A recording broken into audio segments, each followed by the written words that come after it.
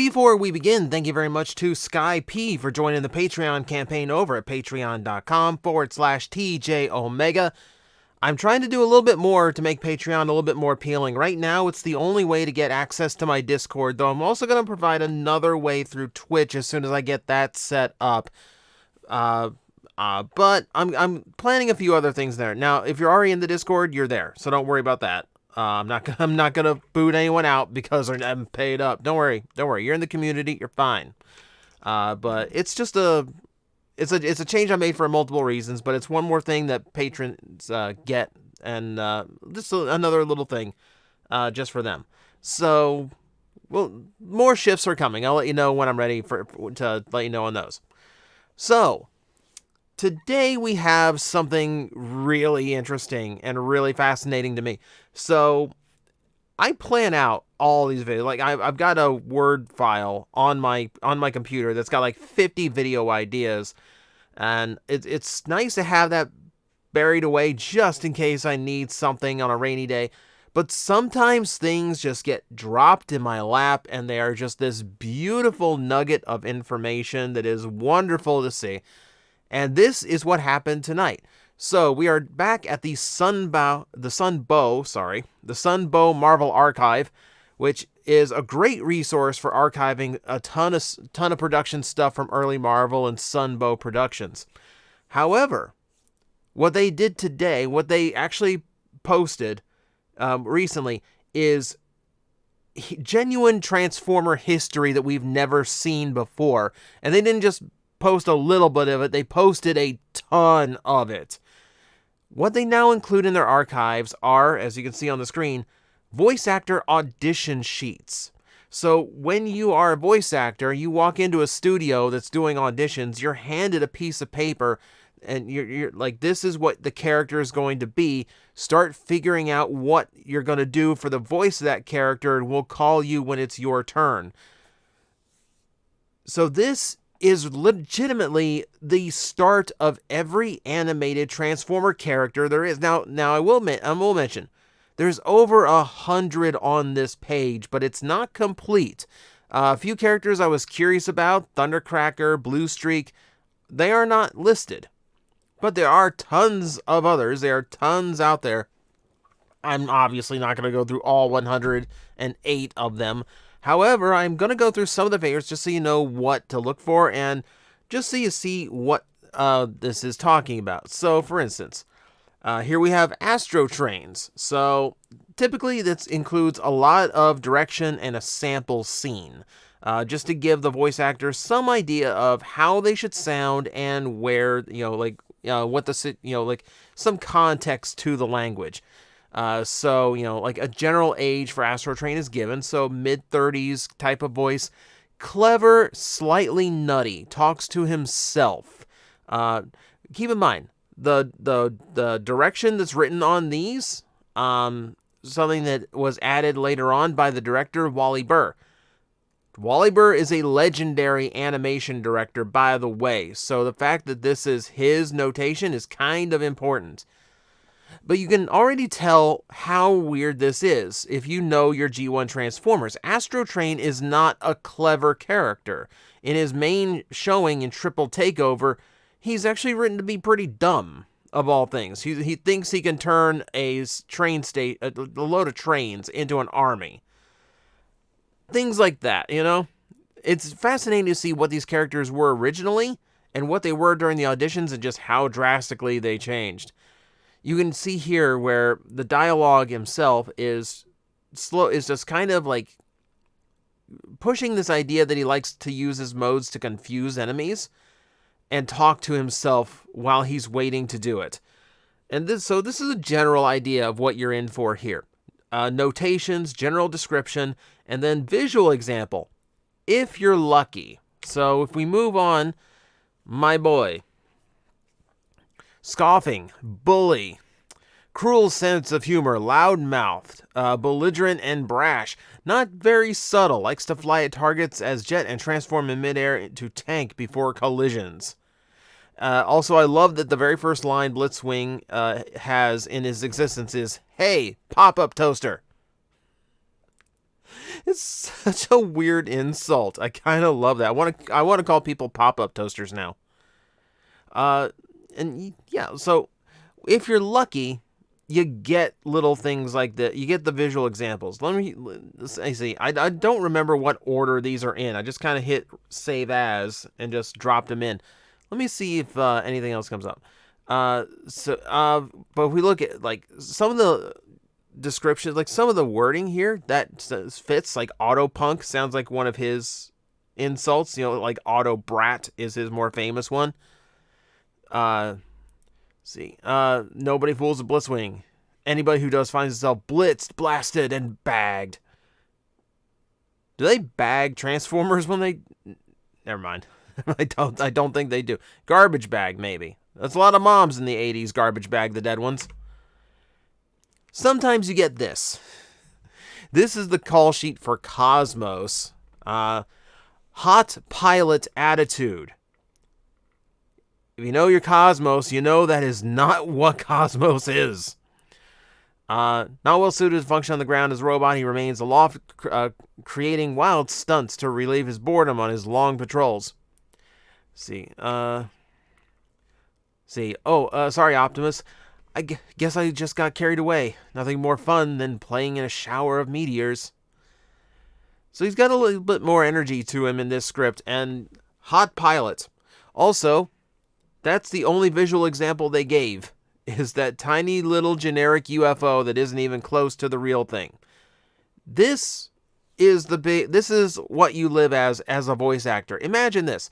You don't know what this character looks like. All you have is a very brief description and just a few lines of dialogue, and you have to figure out who that character is with no visual example to inform you what the voice should come close to.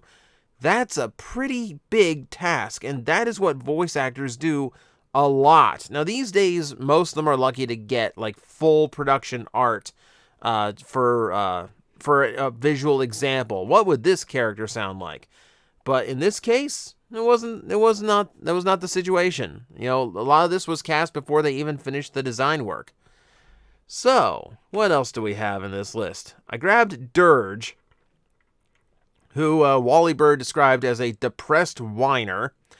His silent, mournful demeanor puts off even his fellow Decepticons. If not in control of the situation, withers from fear and is useless. And he's supposed to sound petulant as he speaks this.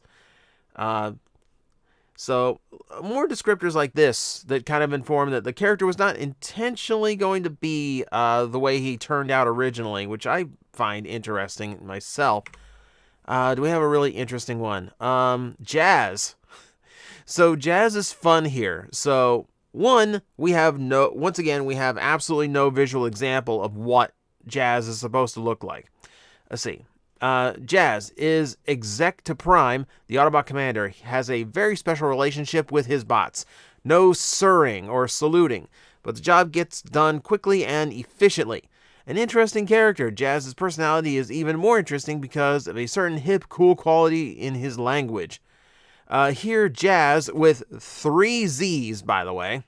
That's intentionally written with 3 Z's 3 times. Here, Jazz reports to Prime via a PC, personal comm channel. Very much at ease with the skipper. I just love the idea of calling Optimus Prime Skipper. We can sense the confidence the CEO has in him. What I love about this particular script is that Wally Burr just wrote in this note at the top, casting Scatman Crothers, no audition. Like, we know who we got already. So this is one they probably didn't even pass out. He probably just scribbled this on the paper and filed it away where the rest of these eventually ended up. I love that. I love the idea that a casting sheet was created and then never used. It's like, no, we know who this is going to be. Moving on. Reed Welker. Megatron. So, this is not one of those auto-casting situations. This time, it was just Reed for Welker. Like, Wally knew who he wanted, but there's still a bit of an audition just in case someone else fits the role better. But Wally was spot on. There's no one else who could have been Megatron. Let's see. The leader of the heavies in the show. I love the idea of calling the Decepticons the heavies. The silken evil one, he's sometimes called. He has never been called that. Is educated, polished, has a philosophical side to him, which I don't think that translated in the G1 show. I think we had to wait for Beast Wars to get to that point. Is controlled thinking, intelligent. Here Megatron and a group of his warriors have just crawled out of the volcano into this world, a new one to him. He surveys the landscape for a moment, then speaks. And I'm not even going to try to do Megatron. I would not dishonor Frank Welker that way, but I'm going to read this out loud just so you kind of understand what this is. Much time has passed, and we are far from Cybertron, but our mission has not changed. If this land is as filled with resources as we believe it to be, we shall return home with the power to build the ultimate weapon, a weapon with which we will conquer the universe. So some of these lines just seem designed to like test the vocal range of what the character is eventually going to be, and get so the director listening to this can get an idea of what the character is going to turn into once the casting is done. This line is pretty much taken close to verbatim from the script of the first episode. So you can see where some of this writing was already done and some of it not quite as much. So you can start to see where like the process is between like getting the scripts written, getting the auditions cast. So little things like that inform you. Now later on in season 2, 3, etc., we saw like those types of characters. They used lines that weren't necessarily in the show. They're just examples. So you can see where the production changed a little bit in the process of producing the show from season to season. Omega Supreme was another one. Totally dedicated, single-minded, intense, has less than never less than optimum alertness, no known weakness, vulnerability to infiltration or sabotage almost totally non-existent. See, and described in a booming voice, expecting Decepticon attack, will repulse all efforts, enemy forces will not penetrate or weaken defenses, will not accept defeat, will only tolerate victory. It's close to what Omega Supreme does, but obviously in the final version of the show, he is far more stoic than even that, and far shorter in speech. Very, very different. Very different. But you can see where the idea began with the original scripting process. Also gives us an idea of when they were casting. This was cast January 15th, 1985. So, hey. Gives you some idea of, like, again, a little bit of idea of the process of creating the show that, to this point, is, not as well known. Like, I don't know if anyone before this even knew that the show was, season 2 was dubbed, or at least auditioning in January.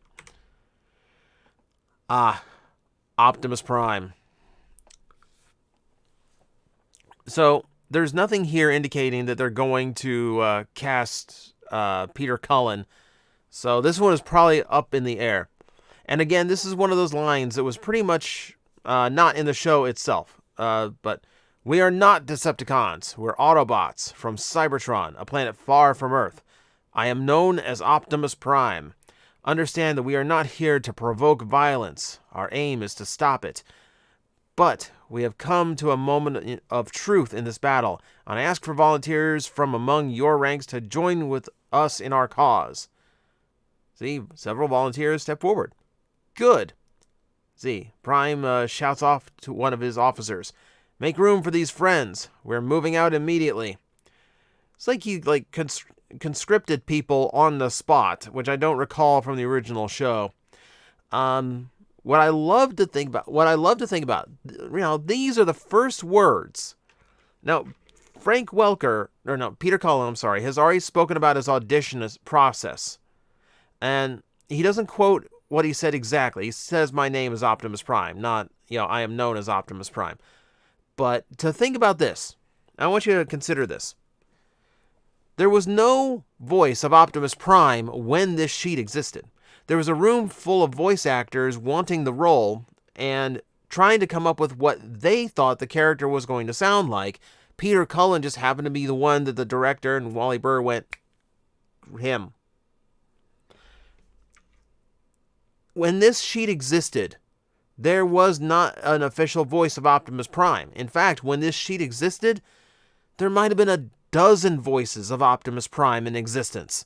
Any one of them could have been the Prime that we would eventually have grown up with. It's kind of fascinating to me that, like, when you think about it, and you think about the process that goes into picking who's going to be doing the voice, there's so many people at the time who thought they knew exactly what this character was going to sound like, even though all they had was this brief snippet and that little black and white drawing. It's fascinating to me, and it kind of makes me wish I knew what the other auditions sounded like. You know, back then, I don't think they even recorded auditions, and, like, there was no, like, behind-the-scenes thing for the DVD, you know, because we barely had VHSs at the time. So, it's fascinating for me to think about anyway. But, like, when you talk about Transformer history and, like, what the Sunbow Marvel Archive does, these are literally the first words of Optimus Prime ever spoken. That's really cool. It's really cool. Let's see. We'll go through a few more here. All right, so Predaking was described as Orson Welles-like in the voice. Let's see. And fascinating lines, for considering there's no model present on this one. I am the hunter, and you my prey. That is the order of things, and no force in the universe shall alter it. I am the agent of your destruction. Accept your fate as I accept mine. Though, admittedly, mine is somewhat easier to accept. It's actually, for combiners are usually written to be pretty dull and pretty, like, short in word. So to have something that verbose out of Predaking of all combiners, kind of fascinating. He's not the eloquent hunter in the cartoon that they depict him here as. Rampage was also fascinating to me because I can't even remember Rampage having lines in the cartoon. I know he did. I just can't remember any offhand. Apparently his personality was supposed to be a wounded tiger, as he was supposed to constantly growl and snarl as if he's, like, being self-defensive. He can remain semi-lucid, however, for as much as several seconds at a time. So he was apparently meant to be feral for most of his existence. I don't think we ever really got a good depiction of that in the show. Some of these were cast and never really got the parts that it seems like they were set up for. Scattershot was another fun one. He was called an uncouth specimen, a brawler, a braggart, a berserker. Again, not what he was in the cartoon. Not sure how they came up with these. We're coming up to a 20-minute mark, so I'm going to try and shoot through the last of these really quick. Soundwave was very much described as just solid robotic voice, and so pretty close. Yeah, pretty close to what we imagined. They knew what they were going for on him. And some of the lines do sound familiar. So that's, they pretty much knew what they're going to go for. Let's see. I like that the visual example was literally just like Wally Burr drawing sound waves on the bottom of the page.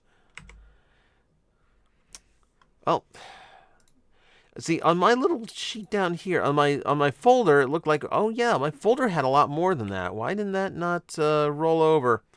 Oh well, I've given you enough at this point. Yeah, it's been a long enough video. So I don't know why this thing glitched and forgot a few of these. We pulled up stars, so just to round it off, just real quick. Let's see. I can't remember. I can't see. There's Starscreams is on there. See. There's a name that I can't read in this writing, but it says they said to cast Lotta, so they knew Chris Lotta was going to be Starscream right from the get-go. Tailgate had more lines in his version than he actually did in the show. I think he has about 4 times as much dialogue in his casting sheet. He's criticized being cocky and not paying attention. They also thought he was going to be a drag racer. So figure that one out. God. Oh, why did my thing glitch? I wish I should have showed you this. Go check out the Trypticon, because they didn't think he was going to be a big T-Rex. There's literally a stick man who's supposed to act like a giant. It's a hilarious photo. And then Warpaths was the last one I pulled, because there's no Zooey, Blam, Kapow. None of that is on the sheet at all. There's a cute little tank drawing, though. Alright, well, thank you, OBS, for glitching out and not showing us some of the funny ones that I saved for the end. But you get the idea, and it's something to go check out at the website themselves. I will link in the description below to go check out the archive. Like, literally, just about every G1 Transformer in the cartoon is listed in there somewhere, with a few exceptions, but there's so many there that are twisted from what we know them as now, and what we saw them in the cartoon. And it's a really cool chance to see what the characters were supposed to be before they got to the actual scripting and writing of the show. So, take that for what it is. This is a fascinating trip down Transformers history to really see like where these characters got their true genesis, like the actual birth of them. So thank you guys for watching. Please go check it out for yourself. Find your favorite character and see how weird they were before the show started. And thank you to the Sunbow Marvel Archive. They've helped us out in the past, and I am super thrilled that they put up something this cool for us to check out. So, thank you guys for watching. I will see you next time. Guys, I am facing the most powerful enemy any YouTuber can face, the algorithm, and I need your help to defeat him. Hit the like button, hit the subscribe button, hit the notification bell, and leave a comment. Every time you do, we attack that algorithm and we drive it back until it can no longer defeat this channel. Thank you very much.